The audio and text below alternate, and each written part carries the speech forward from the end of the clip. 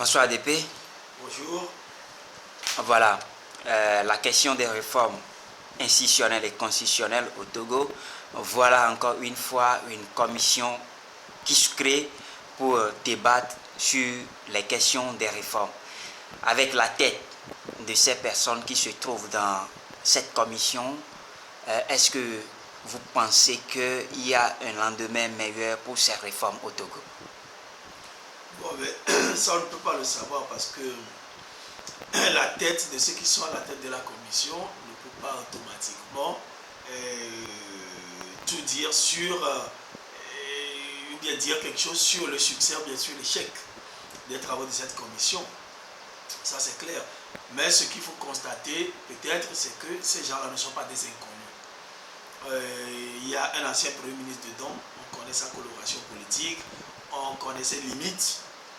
Et il y a un ancien ministre des Finances et de l'économie dedans, et avec tous les scandales que ça a pu supposer, avec les constructions de routes et tout, une affaire de plusieurs milliards de francs CFA qui ont disparu.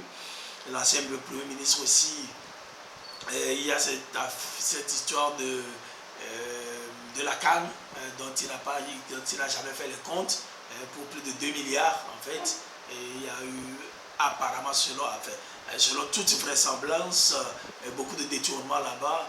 Et quand vous voyez des gens comme M. Iou, le docteur Iou, quand vous voyez... Bon, donc tous ces gens-là, ils ne sont pas des inconnus. Et on sait comment ils réfléchissent, ce qu'ils sont. Moi, je pense quand même qu'on pourrait choisir de meilleures personnes. C'est vrai que ce n'est pas la tête des gens qui peut agir sur leur objectivité, mais toujours est-il que la personnalité des personnes joue toujours dans la qualité du travail qu'ils peuvent avoir et qu'ils peuvent faire. Moi, personnellement, je n'attends pas beaucoup de cette commission. Il y a eu d'autres commissions, d'autres comités, comme le HCRON, il y a eu la CBJR, il y a eu tellement de commissions, comme ça n'a rien donné. Et moi, je me dis, je veux bien que ça donne quelque chose, hein, mais force est de constater qu'on risque vraiment que ce soit juste du temps perdu. Est-ce à dire que les recommandations de HCRON sont maintenant ignorées? Bon, est-ce que je peux le dire? Ceux du régime disent que c'est des étapes. Tout ce qu'ils font, tout cela s'inscrit dans des étapes. Et on espère que le HCRON, la CVJR, la commission d'aujourd'hui, tout cela va se rejeter après et pour donner un bon résultat. Mais est-ce que c'est la bonne manière de conduire les affaires? Est-ce que c'est la bonne manière d'aller vers une réconciliation? Est-ce que c'est la bonne manière d'aller vers des réformes? Et moi, j'en doute un peu. Mais je ne veux pas être un oiseau de mauvaise augure. Et même malgré ça, quand même, je demeure très, très, très sceptique. Surtout que, au même moment où on crée un comité pour les réformes constitutionnelles et institutionnelles, au même moment, on utilise des institutions de la République pour commettre, en fait, ce qu'on pourrait appeler des délits de corruption. Vous avez suivi avec moi l'histoire de la HAC où on distribuait 400 000. Ça, c'est une institution de l'État, quand on parle de réformes institutionnelles. Mais au même moment, des personnalités de ces institutions même montrent un degré élevé de corruption. Vous voyez, il y a de quoi être sceptique quand même. Il faudra bien réformer les institutions et la Constitution, mais qui va réformer ces institutions? Étant donné que nous tous, quelque part, nous sommes des produits de ce régime, beaucoup sont des produits de ce régime, et moi j'aurais souhaité que le Togo ne se mette pas à inventer la roue. Tout ce que nous voulons faire aujourd'hui, les gens l'ont déjà fait au Ghana, au Bénin, au Burkina, au Mali et ailleurs. Pourquoi est-ce qu'on ne va pas s'inspirer de tout ça et prendre les mesures qu'il faut, arrêter dès aujourd'hui certaines pratiques répréhensibles qui sont par exemple la corruption, qui sont par exemple l'impunité et beaucoup de choses comme ça pour voir si les institutions ne vont pas marcher mieux. on veut réformer les institutions, mais au même moment, on utilise ces institutions-là pour commettre des délits soi-même. Est-ce que les personnes là veulent réformer les institutions-là? Et moi, j'ai de la peine à le croire. DP, est-ce que vous avez une idée sur pourquoi le chef de l'État n'a pas cette fois-ci donné son message à la nation? C'est difficile à dire. C'est difficile à dire. Tel que moi je connais le président de la République de loin, c'est quelqu'un qui n'aime pas beaucoup parler. Il a dit lui-même,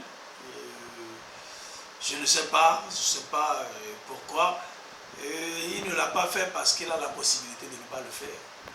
Dans certains pays, par exemple les États-Unis, s'il ne fait pas de discours de fin d'année, s'il ne fait pas un discours sur l'état de la nation, s'il ne se prononce pas sur certains problèmes, il aura affaire à beaucoup de protestations. Mais c'est qu'ici au Togo, on sait qu'on peut le faire et la population va se taire, la population n'a rien à faire. Donc il n'a pas fait le discours. Selon moi, c'est ça. Et en cas de force majeure, il l'aurait fait. C'est parce qu'il n'y a pas une force majeure, il n'y a pas une force de coercition, il n'y a pas que la société civile peut se mobiliser pour dire mais ah non, la pratique veut que vous vous adressez à la nation. Il sait qu'il n'y a pas de ce genre de force au sein de la nation qui peuvent le pousser, qui peuvent l'obliger à faire un discours. Donc bon, ben, les hommes sont ainsi faits, hein, quand il n'y a pas de force de coercition qui est là, on se permet certaines choses. Je crois que c'est pour ça qu'il n'a pas fait de discours. D'abord, c'est sa nature de ne pas vouloir beaucoup parler, mais il s'est donné à cœur joie, il ne l'a pas fait parce qu'il sait que ça ne donnera lieu à aucune protestation. Et il a raison, malheureusement. Oui, d'après vous, quel avenir pour la politique au Togo? Oh, l'avenir, il faut avoir une boule de cristal pour le dire. Je ne suis pas un magicien. Et je crois que l'avenir de la politique au Togo dépend de nous tous, dépend de l'engagement de chacun. Si nous sommes engagés, la politique changera de cap. Mais si nous laissons tout faire, si la population ne comprend pas les choses, quand on dit par exemple qu'il y a grève et les gens descendent dans la rue pour casser par exemple les feux rouges, et quand il y a des protestations politiques et les gens s'attaquent entre eux, entre ethnies par exemple, et quand il y a de ces, excusez-moi le terme, de ces bêtises, évidemment, le pays ne va jamais avancer, la politique ne sera pas sur un bon chemin. Mais si nous comprenons le sens de la politique, si nous comprenons le sens de ce que c'est que la lutte politique, la lutte pour la démocratie, évidemment, les choses vont avancer vite. C'est pour ça que je dis que l'avenir de la politique au Togo dépendra de chacun de nous, de la société civile, des partis politiques, des journalistes, que moi je ne mets pas beaucoup dans la société civile, et aussi du citoyen togolais qui attend des mots d'ordre de la société civile et des hommes politiques. Si nous lançons un signal fort vers la population, si nous lançons un signal intelligent et intelligible vers la population, que les gens comprennent nos messages et savent ce qu'ils doivent faire et ce qu'ils ne doivent pas faire, je pense quand même qu'on pourra les mobiliser vers un lendemain meilleur. Moi, je crois sincèrement que même le régime unir que nous décrions tant que moi je décris aussi, n'est pas si mal intentionné que ça.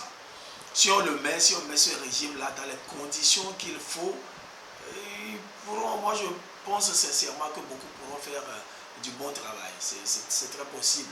C'est parce que justement, il y a l'impunité par exemple, c'est parce que justement il n'y a pas les garde-fous que vous voyez un président de l'Assemblée nationale gronder un journaliste de la télévision nationale parce qu'il s'en va donner une interview au chef de file de l'opposition par exemple. Bon, ailleurs, au Ghana, ici à côté même, ils ne le feraient jamais. C'est parce que l'atmosphère est si exécrable que les gens se permettent beaucoup de choses. Sinon, ils ne sont pas plus mauvais, ils ne sont pas mieux, ni plus mauvais que les autres. Et les hommes sont les hommes, quand vous les mettez dans des conditions données, ils réagissent conformément à leur milieu. Voilà. Merci DP. Merci beaucoup.